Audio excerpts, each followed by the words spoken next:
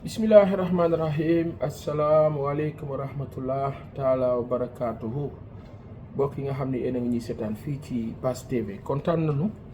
war a jàkkaarloo ak yéen pour benn waxtaan bu simple boo xam ni du yàgg tuuti rek.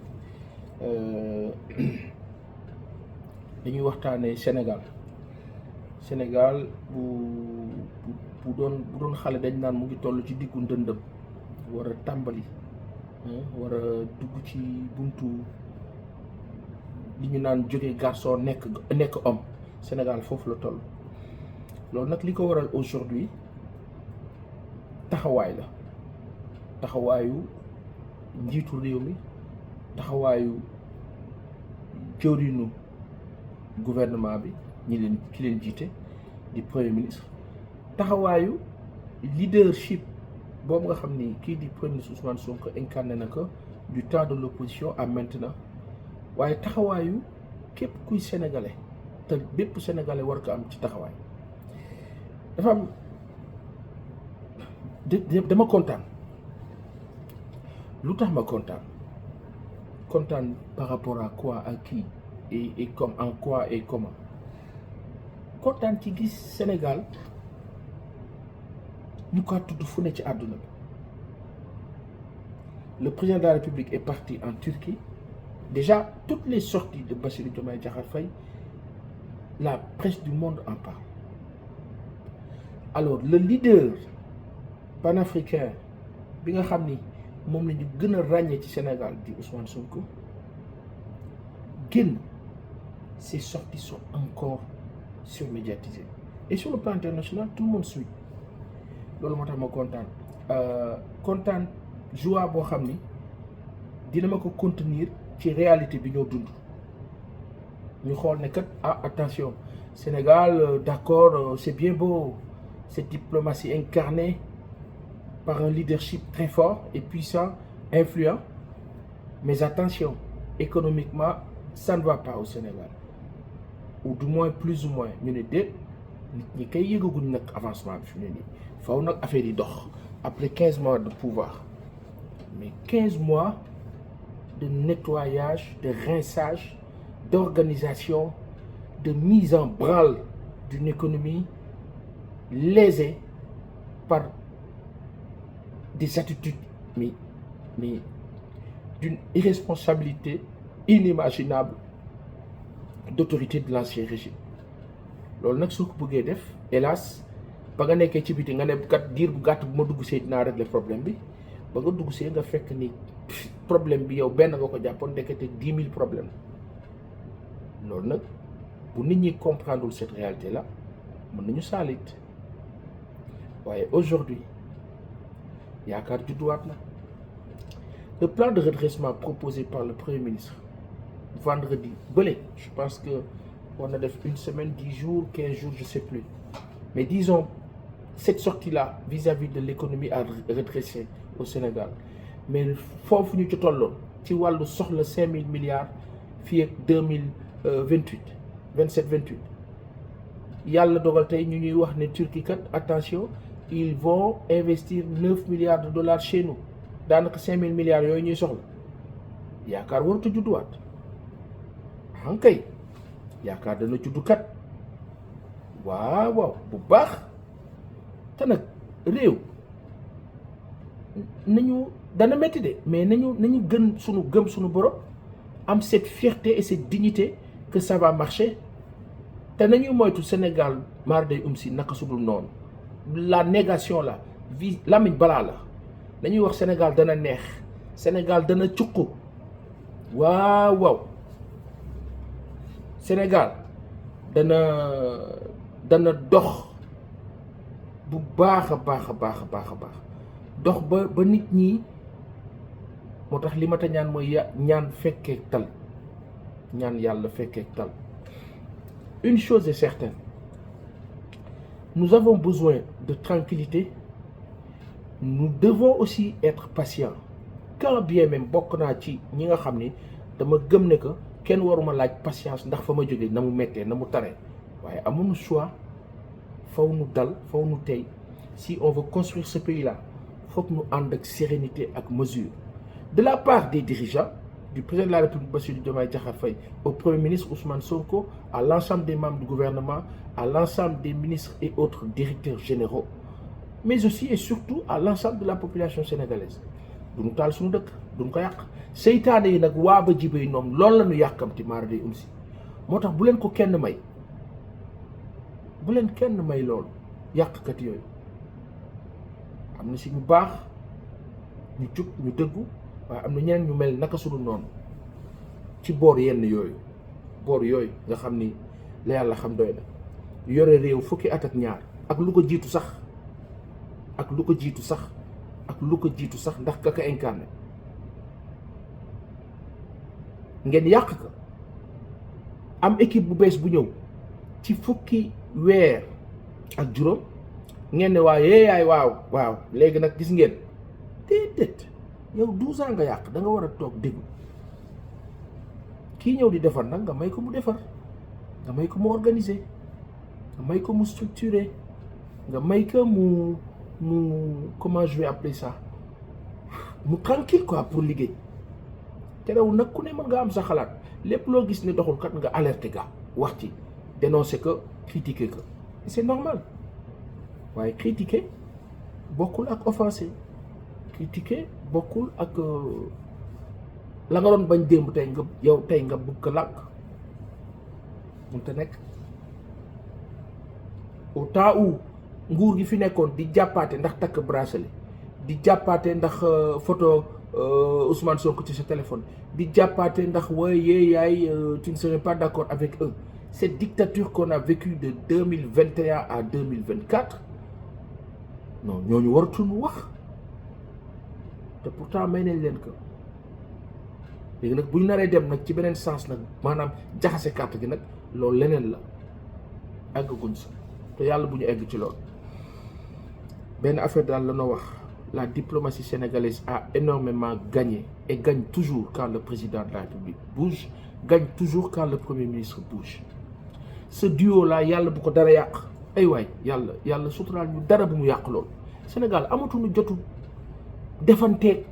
xëccoo ak clan, nous n'avons plus ce temps-là. D'où l'importance d'aller dans le sens fédéral et fédéré du terme. Fédéré du terme. Nañu ànd aux côtés du président de la République Bassirou Diomaye Diakhar Faye, aux côtés du Premier ministre Ousmane Sonko. Nañu ànd ñu def bloc suñu réew mën nañ ko defar mën nañ fi am loolook wallahi lépp ngi fi lépp ngi fi lépp nañu ànd waay mën nañu bañ a d'accord ci ay idées principe ak la ca des mais nañu ànd ci l'essentiel dana neex de incha allah yàlla nañu yàlla may fekk ak tal dana neex 9 milliards de dollars c'est 500 wala 600 milliards de francs CFA bu duggee ci biir Sénégal lu baax bu ko Turquie defee Amérique def ko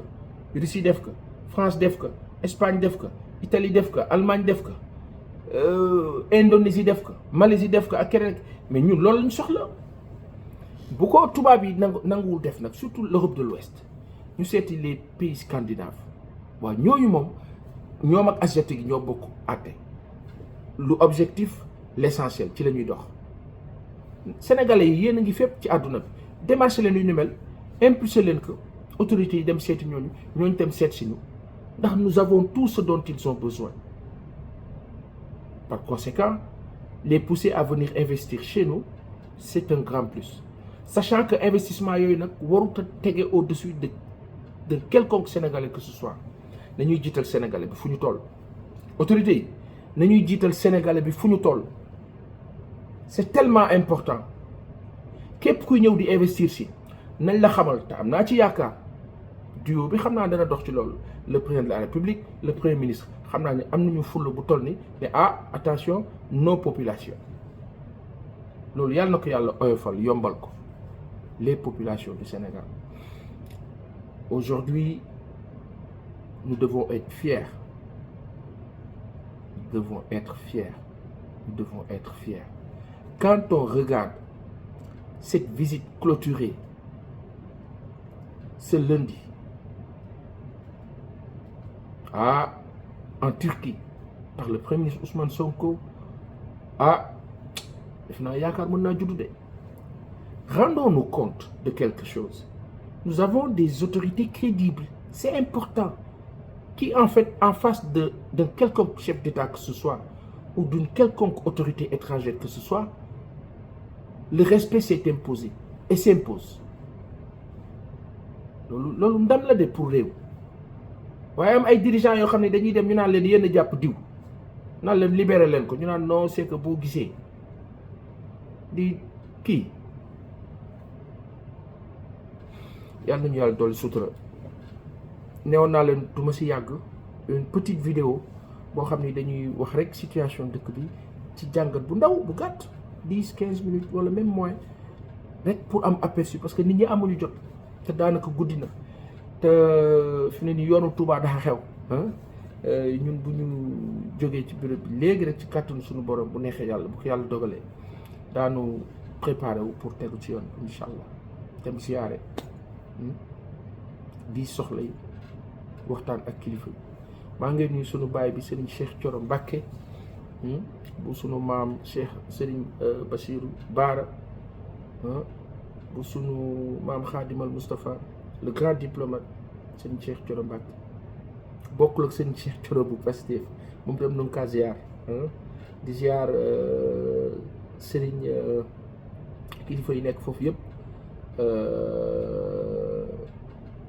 nga xam ni que sunu waa kër maam Serigne Abdou Khadre bu Serigne Bass Abdou Khadre ak sunu waa kër maam El Hadj Fall sunu maam yi nekk foofu yëpp ñu ngi leen di ziar di ñaan yàlla def màggal gi am si jàmm ak salaam lépp lu fa waaye di wuti ci yiw nga am ko fa lépp loo xam ni daanaka naka sudul noonu la ñi nga xam ne dañuy dem di raas di def naka sudul noonu di yàq der di jaxase ñooñu yàlla na yàlla xiir leen wëlbati leen ci barke suñu maam Khadimal Moustapha ba ñu tegee ci yoon bi nekk ci yoon bi maam borom Touba woote di diine kese ne kaay leen santal ma sama borom kaay leen santal ma yàlla fu waay nekk itam boo muutu ñëw war nga kaa mën a def ndax nag kër yi ëllëg ak jàmm ci àllarba ji daanaka kër gu ne ci màggal gi war ngaa mën a nag def bernde kër gu ne ku ko ci mën rek incha allah ndax sant yàlla bésëb sant yàlla du tere nag bis bu nekk minute bu nekk seconde bu nekk waxtu julli bu nekk waxtu wu ne waxtu liggéey bu ne doomu aadama lépp lu moo def mu ngi sant borom du dëgg sunu maam Xaadim nag gannaaw exil ba ñëw nag daal di ne dañuy sant suñu borom lu waaye am ci gàtt mën na kaa jëfandikoo jëriñoo ko ngir teral ay ganam Touba nag dañoo mën gan te mën gan itam ci sénégalais la fekk baax sénégalais yëpp fu ñu mënti nekk ci àdduna bi ci Afrique ak Sénégal dañoo mën gan bala nga xam nga dem ci suñu dëkk yi rek à gauche à droite à l'intérieur du pays da nga gis ni que nit ñi dañ lay daggal dañ lay reyal benn gàtt léegi moo xam ganaar moo xam nag moo xam xar léegi defar ko léegi daal di lay indil pak d'eau yi ndox yi ne la nag acca tegal la fruit yi tegal la lépp teraanga rek la ñu xam Sénégal rawatina nag bisu màggal bi fële ci Touba nga xam ni que daanaka mujj gi la ma daloon ci kër sëñ Cheikh Thioro at yee ci ginnaaw maa ngi ciy gërëm Amadou Sène Niang ak Bilal Sougou di leen nuyu bu baax sama mbokk yooyu ak sama mbokk yooyu ñoom Asmaguette Dieng le grand footballeur ak ca équipe bu Fass bu mag ba ñooñu nga xam ni ñooy sunu ay bokk fële ci tëng géej di ay nit yu baax ñuy dajeek ñoom ci sunu kër maam ab sëñ Abdou Khadre nga xam ni que njabootu Serigne Bass Abdou Khadre ak Serigne Abdou Wahab magam bu baax ba ñoom ñëpp ñu ngi leen di ziar ñooñu ñuy dalal foofu heure bu ñu demee Touba ak suñu kër baay bii di Serigne Cheikh Thioro Mbacké di suñu baay bopp di wax rek ne Sénégal dëkk bu neex la nañu gis nga bu ñu àndee yàlla ji mën nañu mais defar nañu ko sax ba pare ndax sunu maam yi tëdd fii noo def lépp sunu maam def nañu lépp ba tax na fi mu ne nii tuuti effort moo ci des tuuti tuuti rek tuuti yàlla ji affaire yi kii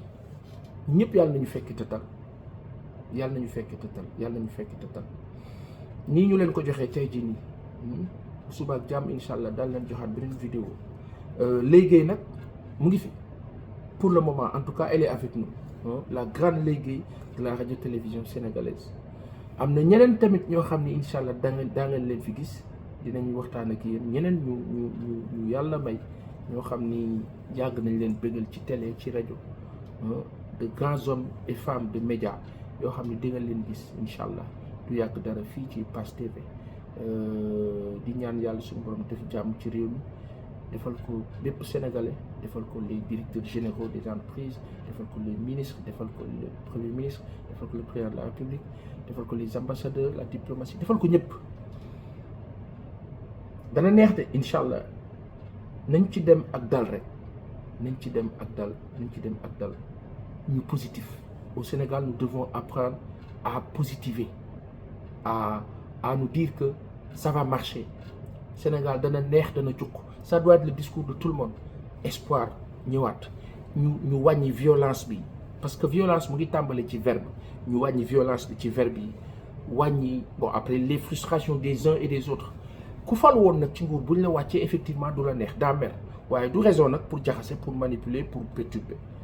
du raison quand bien même chacun est libre de critiquer ou de ne pas le faire mais Sénégal ñoo far à demain incha allah